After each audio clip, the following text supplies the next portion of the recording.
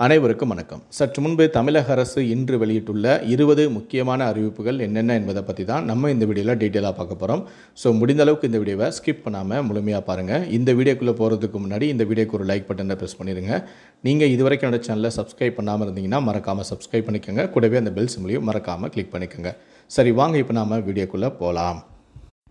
முதல் அறிவிப்பு: ஜூன் 30ஆம் தேதிக்குள் ரேஷன் கார்டுடன் ஆதார், மொபைல் எண், கைரேகை, இறந்தவருடைய பெயர் நீக்கம் போன்றவற்றை அப்டேட் செய்யாவிட்டால் ரேஷன் கார்டு செல்லாது என்ற தகவல் சமூக வலைதளங்களில் பகிரப்பட்டு வருகிறது. இது குறித்து தமிழ்நாடு அரசின் தகவல் சரிபார்ப்பகம் விளக்கம் அளித்துள்ளது.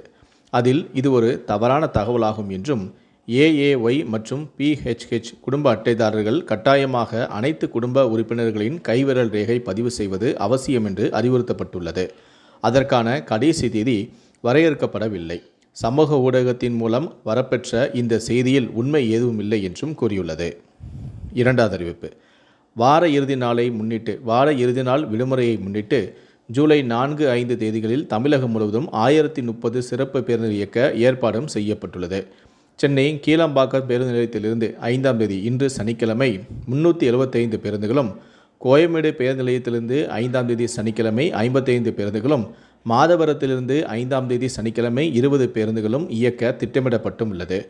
பெங்களூரு, திருப்பூர், ஈரோடு மற்றும் கோயம்புத்தூர் ஆகிய இடங்களிலிருந்தும் பல்வேறு இடங்களுக்கு 200 சிறப்பு பேருந்துகளும் இயக்க திட்டமிடப்பட்டும் உள்ளது.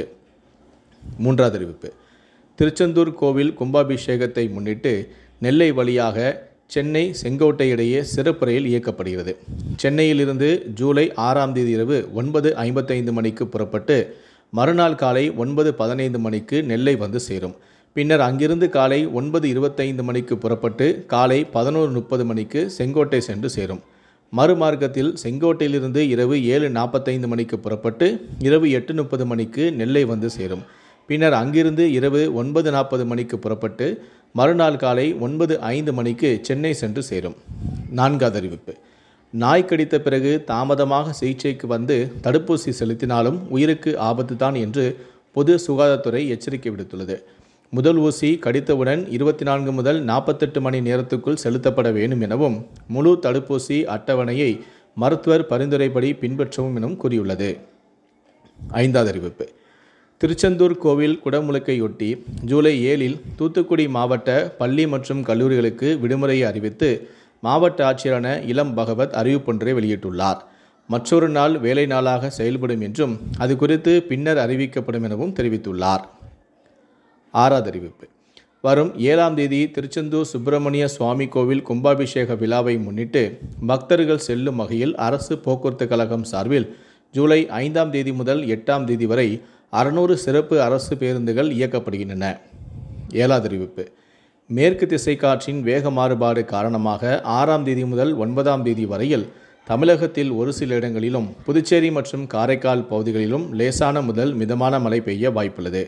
மத்திய வங்கக்கடல், அதை ஒட்டிய தென்மேற்கு வங்கக்கடலின் சில பகுதிகள் மற்றும் வடக்கு ஆந்திரா கடலோர பகுதிகளில் சூறாவளி காற்றானது மணிக்கு 60 கிலோமீட்டர் வேகத்தில் வீசும் எனவும் 4ஆம் தேதி மத்திய வங்கக்கடல் மற்றும் வடக்கு ஆந்திரா கடலோர பகுதிகளில் சூறாவளி காற்றானது மணிக்கு 60 கிலோமீட்டர் வேகத்திலும் வீசும் என்பதால் மீனவர்கள் மேற்கண்ட பகுதிகளுக்கு செல்ல வேண்டாம் என்று அறிவுறுத்தப்படுகிறார்கள். எட்டாவது அறிவிப்பு: தமிழக அரசின் தொழில் முனைவோர் மேம்பாடு மற்றும் புத்தாக்க நிறுவனத்தின் 3 நாள் மின்சார வாகன தொழில்நுட்ப மற்றும் தொழில் முனைவோர் பயிற்சியானது வரும் 10ஆம் தேதி முதல் 12ஆம் தேதி காலை 10 மணி முதல் மாலை 5 மணி வரை நடைபெற உள்ளது. பயிற்சி நடைபெறும் இடமானது இயக்கட்டாங்கல், கிண்டி, சென்னை 32. ஒன்பதாவது அறிவிப்பு: எந்த வழக்காக இருந்தாலும் தேவையில்லாமல் குற்றவாளிகளை இரவு நேரத்தில் காவல் நிலையத்துக்கு அழைத்து வந்து கஸ்டடியில் வைக்க வேண்டாம் என்றும் நேராக மருத்துவ பரிசோதனை செய்ய வேண்டும் என்றும் அனைத்து போலீசாருக்கும் உயர் அதிகாரிகள் புதிய உத்தரவை பிறப்பித்துள்ளனர். 10வது அறிவிப்பு: நகர்ப்புறத்தில் 500 சதுரடி வரை கடைகளுக்கு சுயச்சான்று அடிப்படையில் ஒரே நாளில் தொழில் உரிமம் வழங்கப்படும் என்று அறிவித்து தமிழ்நாடு அரசு அரசாணையை வெளியிட்டுள்ளது. 11வது அறிவிப்பு: திருவாரூர் மாவட்டத்தில் ஜூலை 9 மற்றும் 10 தேதிகளில் முதலமைச்சரான மு.க. ஸ்டாலின் சுற்றுப்பயணம் மேற்கொள்கிறார் என்று அமைச்சரான நேரு தகவல் தெரிவித்துள்ளார். சுற்றுப்பயணத்தின் போது நலத்திட்ட உதவிகள் வழங்கி புதிய கட்டிடங்களையும் முதலமைச்சர் மு.க. ஸ்டாலின் திறந்து வைக்கிறார். 12வது அறிவிப்பு: சென்னையில் புதிதாக இயக்கப்படும் மின்சார பேருந்துகளில் இதர பேருந்துகளைப் போலதான் சிங்கார சென்னை பயண அட்டை, 1000 ரூபாய் பயண அட்டை ஆகியவற்றை பயன்படுத்தலாம் என மாநகர போக்குவரத்து கழகம் தெரிவித்துள்ளது. மின்சார பேருந்துகளில் டீலக்ஸ் பேருந்துகளின் கட்டணமே வசூலிக்கப்படும் எனவும் விளக்கம் அளிக்கப்பட்டுள்ளது. 13வது அறிவிப்பு. தமிழ்நாடு அரசின் UPSC முதன்மை தேர்வுக்கான ஊக்கத்தொகை திட்டத்திற்கான விண்ணப்பங்கள் சமர்ப்பிப்பதற்கான காலக்கெடு வரும் 13ஆம் தேதி வரை நீடிப்பு செய்து தமிழ்நாடு அரசு அறிவித்துள்ளது. 14வது அறிவிப்பு. திருநெல்வேலி நெல்லையப்பர் கோவில் தேரோட்டத்தை ஒட்டி ஜூலை 8ஆம் தேதி உள்ளூர் விடுமுறை அறிவிக்கப்பட்டுள்ளது. உள்ளூர் விடுமுறையை ஈடு செய்யும் வகையில் ஜூலை 19ஆம் தேதி வேலை நாளாக மாவட்ட ஆட்சியர் சுகுமார் அறிவித்துள்ளார். 15வது அறிவிப்பு. நான் முதல்வன் திட்டத்தின் கீழ் பயிற்சி மையங்களை தேர்வு செய்வதற்கான டெண்டரை தமிழக அரசு வெளியிட்டது. சென்னை, மதுரை, கோவையில் பயிற்சி மையங்களை தேர்வு செய்ய டெண்டர் அறிவிக்கப்பட்டுள்ளது. வங்கி தேர்வுகள், ஒன்றிய அரசின் போட்டித் தேர்வுகள் பயிற்சி அளிக்க நடவடிக்கை எடுக்கப்பட்டுள்ளது. 16வது அறிவிப்பு. குரூப் 4 பணியில் வனக்காவலர் உள்ளிட்ட பதவிகளுக்கு வரும் 7ஆம் தேதி சான்றிதழ் சரிபார்ப்பு நடைபெறும் என TNPSC அறிவிப்பொன்றை வெளியிட்டுள்ளது. மூலச் சான்றிதழ் சரிபார்ப்பிற்கு அழைக்கப்பட்ட தேர்வர்களின் பட்டியல் தேர்வாணைய இணையதளத்தில் வெளியிடப்பட்டுள்ளது. TNPSC.gov.in. 17வது அறிவிப்பு.